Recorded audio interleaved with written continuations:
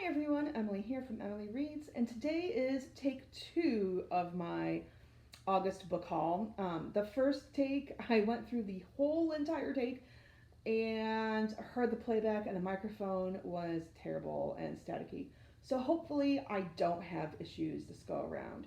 And I apologize if there are any issues. Please let me know in the comments below if you hear any issues. Also, I want to apologize on the lighting.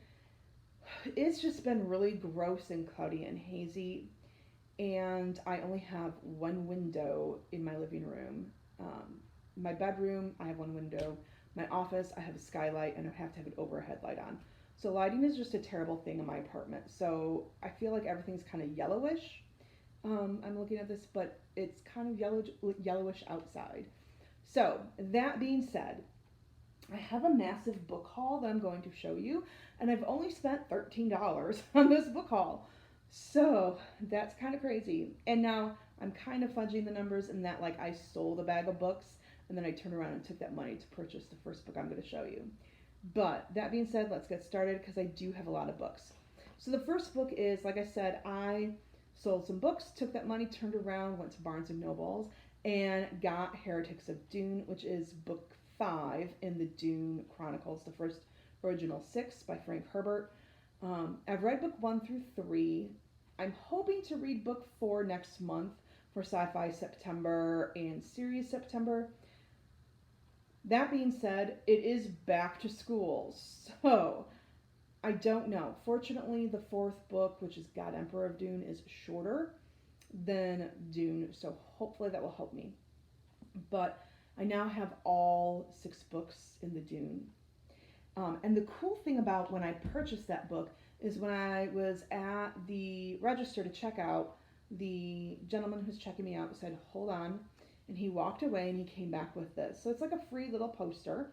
And he said that they got these when the movie came out, and he's been giving them out to people as they purchased Dune merchandise. And so I ended up getting the last Dune poster.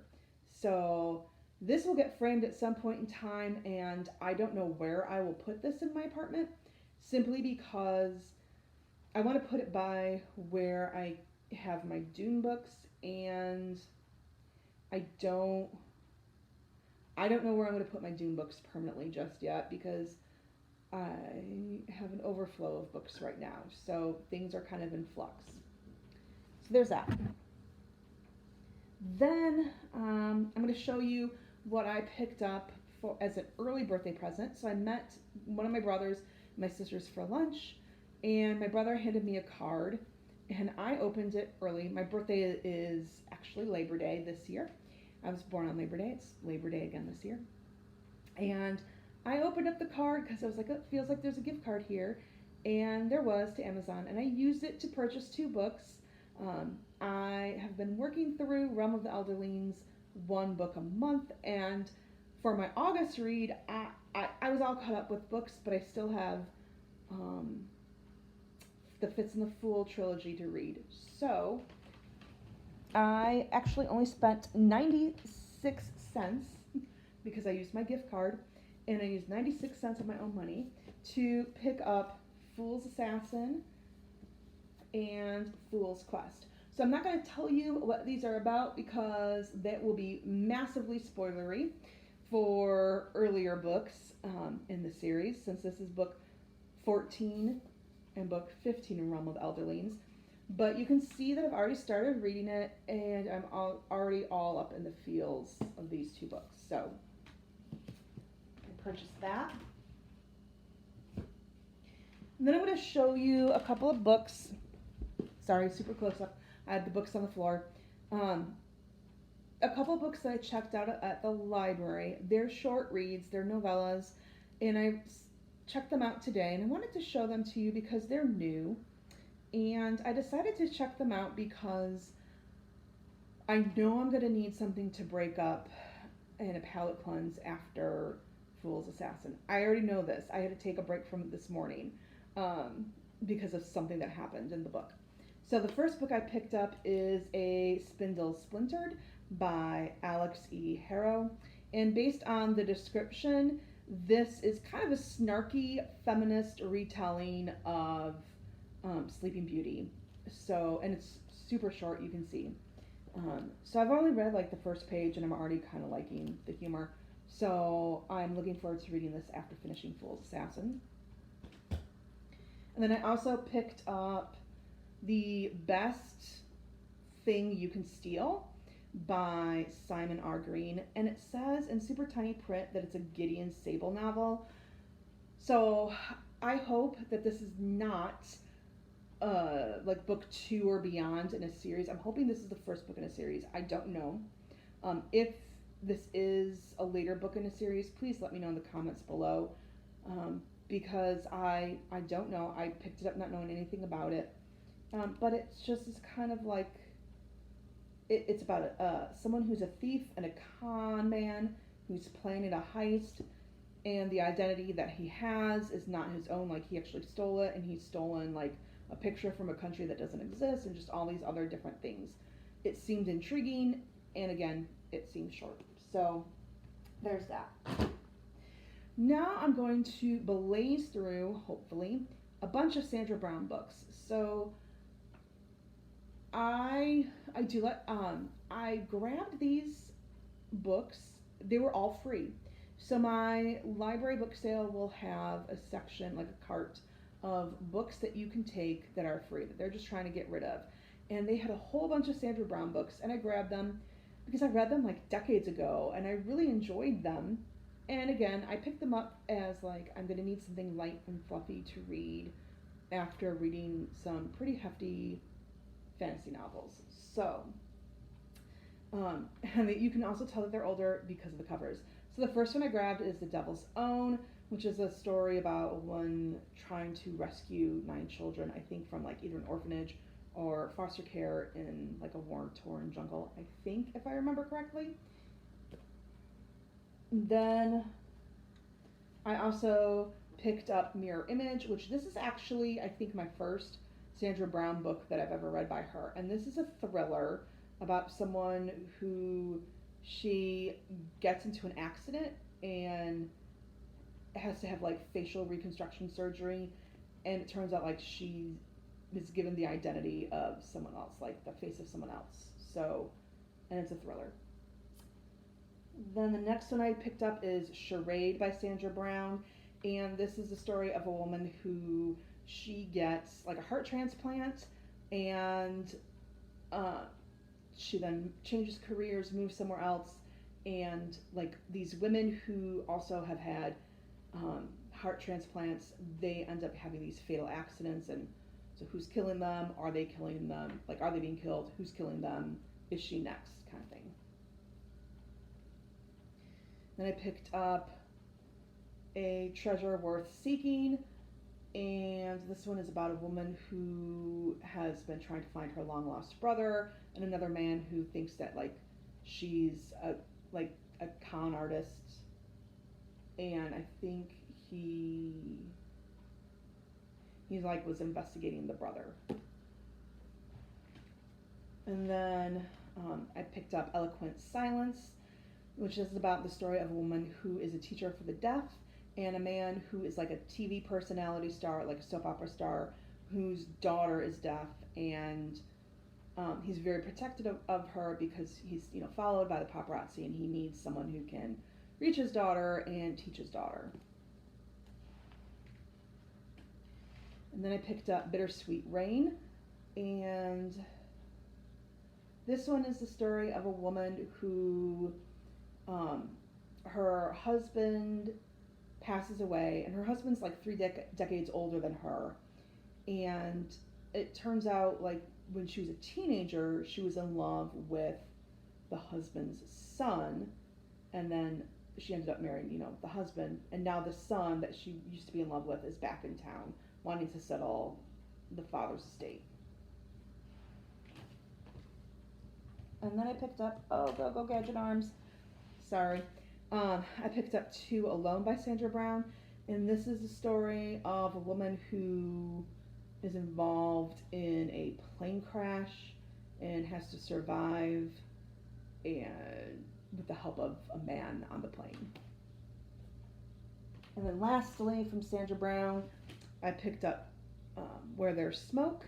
And this is the story of a woman who she moves her medical practice to Texas, where like the Taggart family, like they run the town, and she was involved in some kind of scandal that brought down Senator Clark Taggart, who's like a senator at the in Washington D.C.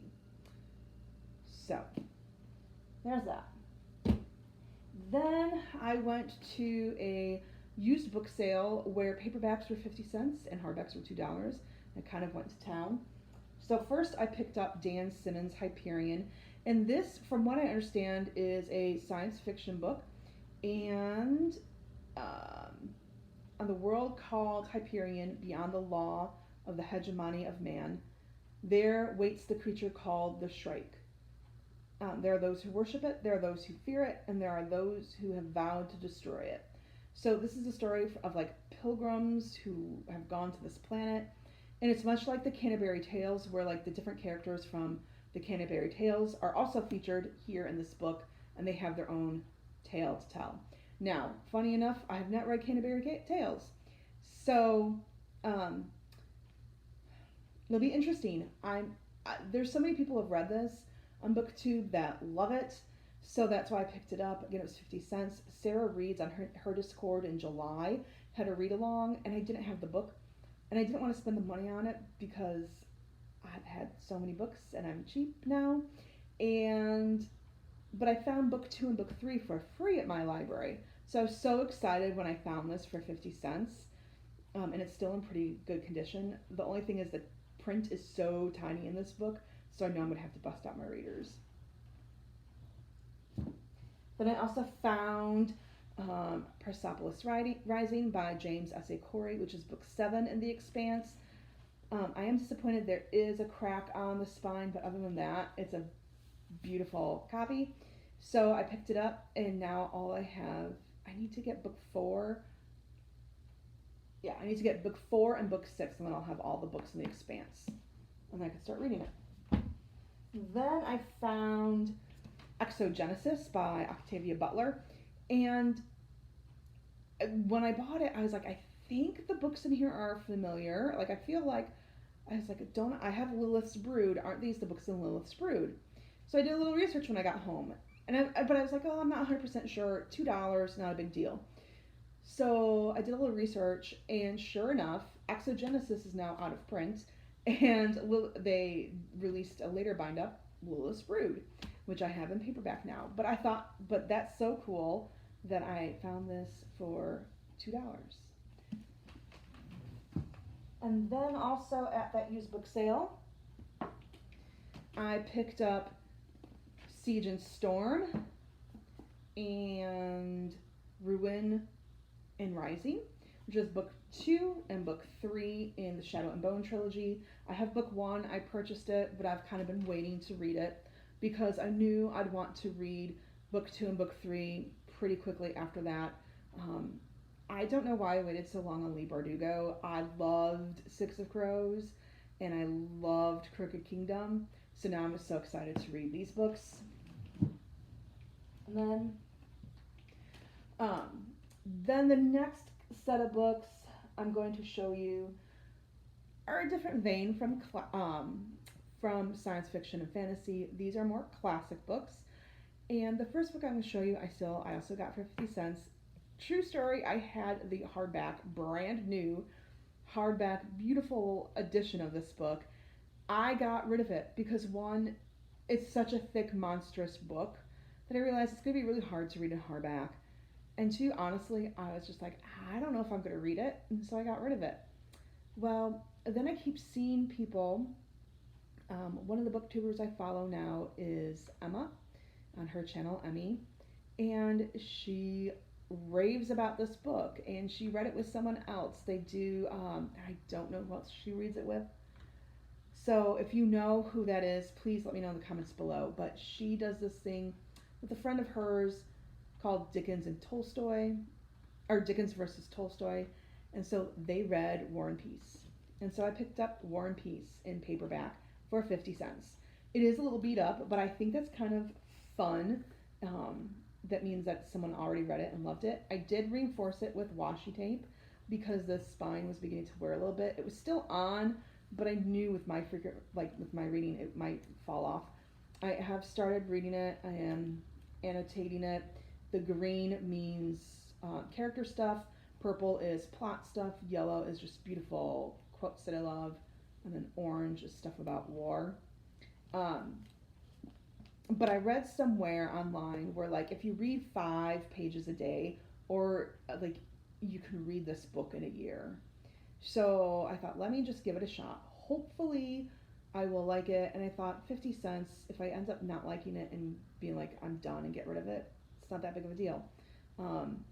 I tried Les Mis. I've tried Les Mis multiple times, and I can't get past like page 400. So hopefully I'll like it. But I did get the Spark Notes, so I can help that will help me keep track of things, because there are over 600 characters in this book. And then my next showings, so the next 4 showings along with War and Peace are going to focus more on classics, because even though I was an English education major for my bachelor's degree, I have not read a lot of classics outside of school. So, like, I've read the classics that I was assigned in school, and you can't read everything. There's so many books in the world, even classics, you just can't read everything. So if it wasn't assigned in school, I probably didn't read it. Although Jane Austen, those I willingly read on my own. Brave New World, read on my own. The Jungle, read on my own. But so I decided I need to read some books that I never read in school, but I'm intrigued by it. So first I picked up The Stranger by Albert Camus, and this is kind of an absurdist story of a man who gets involved in like a murder investigation when they find on an Algerian beach. So I took French for 5 years, and I've never read anything by Camus. The cover is awesome. And also, I like the idea that this is by an Algerian author. There is a challenge that I found. There's no way that I'm going to complete this challenge, but I thought, like, it would be nice to be mindful in picking out books. But the challenge is reading a book from all 195 nations that are members of the United Nations. There's no way that I'm going to finish that. Some people do that and they read like a book a week, and so then it takes them almost 4 years to go through the books. I don't have time or the inclination to do that. Like, I think it'd be a fun challenge to do. I don't think I'm going to finish it, but I thought at least I could be mindful in selecting books when I look at classics, or thinking about trying to include books beyond my comfort zone of sci-fi, fantasy, romance. So there's that. I picked up The Wings of the Dove by Henry James. I got this beautiful edition. It's hardback. It has the dust jacket is in perfect condition. It's got this ribbon. I was going to try to open and show you. It's got this ribbon to mark its place. It's the Everyman Library edition. So from what I understand, it's the story of Millie Teal, I don't know. She is an heiress, and there are 2 other people involved who kind of get involved in her life, and she is from London and goes to Venice. I remember years ago this movie came out with Helena Bonham Carter. I watched it, but I didn't pay close attention to it, so I really don't know too much about it. So I've been meaning to read this book. Then I also picked up My Antonia by Willa Cather, which this famous portrait of a pioneer woman unforgettably recalls a rich and uniquely American past. Cather's book has become a legend of American literature, and her heroine, the bohemian immigrant Antonia Schmierda, an ideal vision of the Earth Mother. Now, I have never read this book. Yes, I was an English education major. Yes, I have taken American literature. But again, there's so much literature out there to select from. So you just can't read everything. And I know that this is a book that my siblings read when they were in high school. I just somehow didn't read it because the classes that I've taken didn't teach it. But this edition is beautiful, brand new, and so I said I need to read this. And then lastly, I picked up Zora Neale Hurston, Their Eyes Were Watching God. I know so many people who have read it and have loved this book. Again, I have not read it. Um, this says that it's an enduring Southern love story, sparkling with wit, beauty, and heartfelt wisdom, told in the captivating voice of a woman who refuses to live in sorrow, bitterness, fear, or foolish romantic dreams. It is the story of fair-skinned, fiercely independent Janie Crawford and her evolving selfhood through 3 marriages and a life marked by poverty, trials, and purpose. Now, I know Evie from She Was Only Evie and Leslie from the Nerdy Narrative. They love Zora Neale Hurston. They specifically love this book. And so um, that's, again, why when I saw this book, I grabbed it because I know I need to read this book. All right, that is my long wrap up. Hopefully, things will slow down. School is starting up. So I'll have less time to go to the library and look at their book sale. Um, that being said, I hope you have a wonderful rest of your summer. Stay safe and cool. And let me know in the comments below what you think I should prioritize reading next and what you're reading. Please like and subscribe. Thanks so much.